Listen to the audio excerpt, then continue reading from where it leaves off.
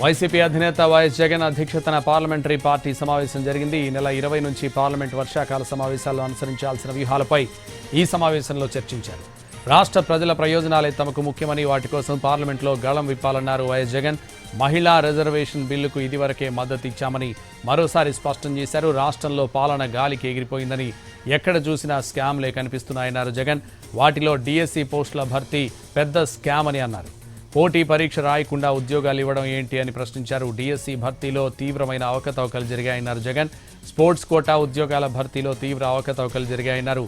తమ వాళ్ల కోసం జీవోలు ఇచ్చి పని అయిపోగానే ఆ జీవోలను రద్దు చేశారు. సాఫ్ట్ బాల్ అసోసియేషన్కు టీడీపీ ఎమ్మెల్యే కూన రవికుమార్ అధ్యక్షుడని, జూడీ సంఘానికి గౌరవ అధ్యక్షుడిగా విశాఖపట్నం ఎంపీ లోకేష్ తోడలుడు భరత్ ఉన్నారన్నారు. మరోవైపు రాష్ట్రంలో ఇష్టానుసారంగా భూముల పందారం జరుగుతోందన్నారు జగన్. 5,000 కోట్ల విలువైన ప్రభుత్వ భూములను లోకేష్ తోడలుడికి అప్పనంగా అప్పగించారన్నారు.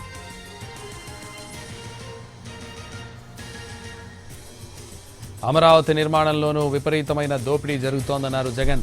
చదరపు అడుగుకు 20,000 రూపాయల పైనే ఖర్చు పెడుతున్నారు అన్నారు.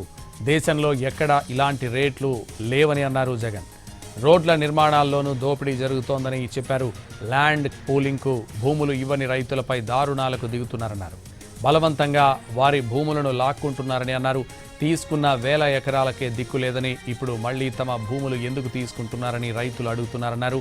ప్రభుత్వ తప్పులను వెలికి తీస్తున్నా ప్రశ్నిస్తున్న వారిపై వేధింపులకు దిగుతున్నారని, తప్పుడు కేసులు పెడుతున్నారన్నారు.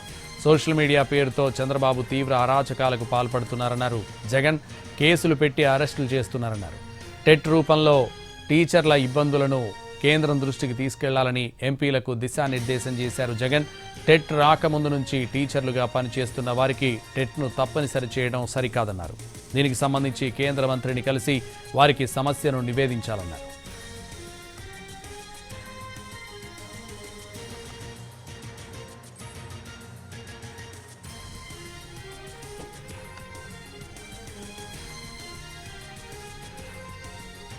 వైసీపీ అధినేత వైఎస్ జగన్ అధ్యక్షతన పార్లమెంటరీ పార్టీ సమావేశం జరిగింది.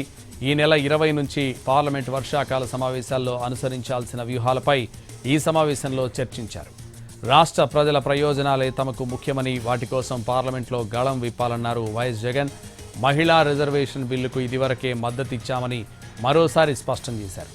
రాష్ట్రంలో పాలన గాలికి ఎగిరిపోయిందని ఎక్కడ చూసినా స్కాములే కనిపిస్తున్నాయన్నారు జగన్. వాటిలో డిఎస్సి పోస్టుల భర్తీ పెద్ద స్కామ్ అని అన్నారు. పోటీ పరీక్ష రాయకుండా ఉద్యోగాలు ఇవ్వడం ఏంటని ప్రశ్నించారు.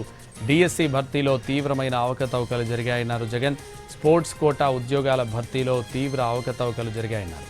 తమ వాళ్ల కోసం జీవోలు ఇచ్చి పని అయిపోగానే ఆ జీవోలను రద్దు చేశారు. సాఫ్ట్ బాల్ అసోసియేషన్కు టీడీపీ ఎమ్మెల్యే కూన రవికుమార్ అధ్యక్షుడని, జూడీ సంఘానికి గౌరవ అధ్యక్షుడిగా విశాఖపట్నం ఎంపీ లోకేష్ తోడలుడు భరత్ ఉన్నారన్నారు. మరోవైపు రాష్ట్రంలో ఇష్టానుసారంగా భూముల పందారం జరుగుతోందన్నారు జగన్.